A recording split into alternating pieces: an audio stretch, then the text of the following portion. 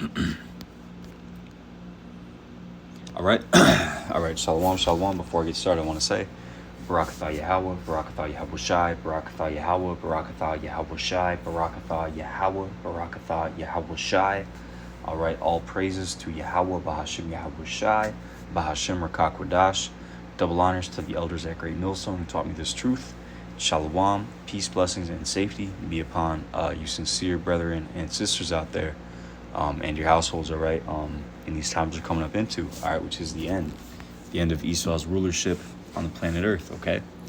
And so this is not the time, really, it never was the time, but this is definitely not the time to throw in the towel, all right? So that's what I'm going to talk about real quick, I looked up define throwing in the towel. It says to quit in defeat, okay?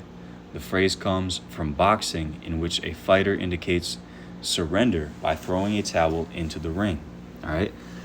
After losing the election, he threw in the towel on his political career, all right? So it's a metaphor for, quitting, all right? Quitting, just saying, all right, screw it, I lose, I'm going to give up. F it, basically F it, and there's no doing that with this truth, man. We were not brought into this thing to come halfway and then just say, that ain't the truth, that's not really what the Bible's talking about, Hebrews 10:38, now the just shall live by faith, but if any man draw back, my soul shall have no pleasure in him. But we are not of them who draw back unto perdition, but of them that believe to the saving of the soul. And salvation, what is that? That's getting saved from the nuclear destruction, okay? Getting beamed up into the ships, okay? Even if you die on this side and you're one of the elect, you get put to death via guillotine. You're one of those that's beheaded for refusing to take the mark of the beast, which is the microchip. They might put you in front of the firing squad. All right, you might get your brains blown out. You don't know. All right, there's no telling what Esau might do. You might get tortured to death. But pursuing to 1 Thessalonians 4:16 on down. All right, or let's start at 15 actually. Those that die in the Lord, all right, will be beamed up into the ships first. Okay. And death is just sleep, all right? So we understand that when the flesh dies, it's painful, of course, when it happens to a family member, or a close friend or whatever, or even a pet, but we understand that, the spirit, and the spirit of animals goes back to the earth. That's in Ecclesiastes, but we understand that when your flesh dies, your spirit goes back to the spiritual realm, to Yahweh and Yahweh Shai, okay? So it's really nothing to be afraid of, all right? Of course, we don't promote death, we're not a death cult, but we understand what death is, and it's not something that we lose sleep about, all right? This is 1 Thessalonians 4:15.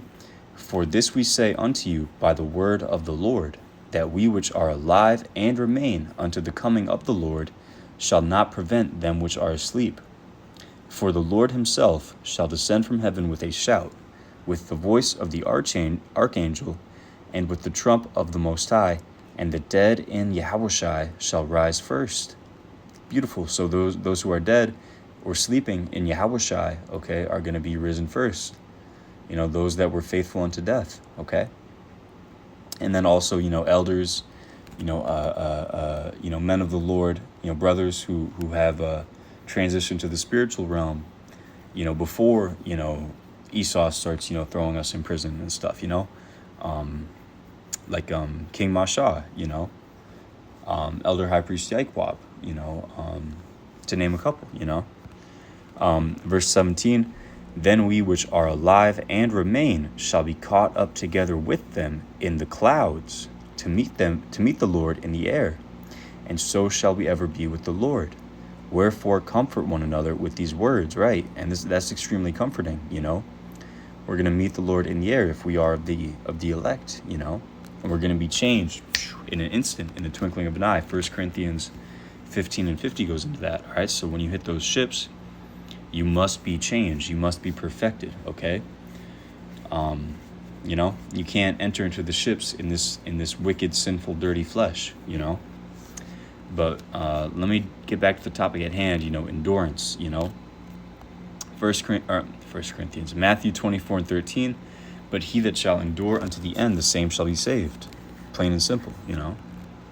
And you know, this is partly inspired by you know, Al-Azhar, you know, Guerrilla Hebrew, you know how he you know, he took his hand off the plow, you know, and that's not acceptable. You could argue that's the worst thing that he did, you know, that you could argue that that's worse than you know, that sodomite behavior that he was doing, you know.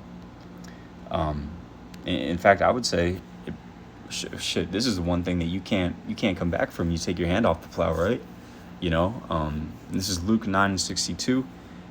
It says, and Yahushua said unto him, no man, having put his hand to the plow and looking back, is fit for the kingdom of the Most High. All right, so you can't take your hand off the plow. Once you've been called into this thing to do this labor, you know, you got to labor until the very end, you know. Let's get 2 Timothy 2:3. It says, thou therefore endure hardness as a good soldier of Yahushua Hamashiach. Okay? Let's get this in the NLT.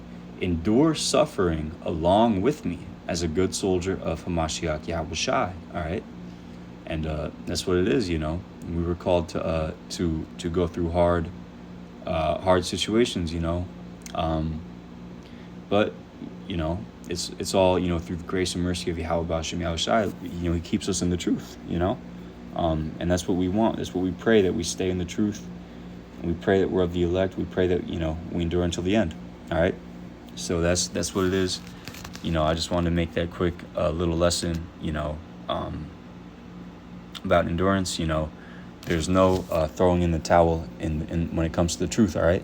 So I'm going to give all praises to Yahweh, B'Hashem, Yahweh Shai, B'Hashem, Rakah Kodash, double honors to the elders at Great Millstone who taught me this truth, and Shalom to all you brothers and sisters out there. Shalom.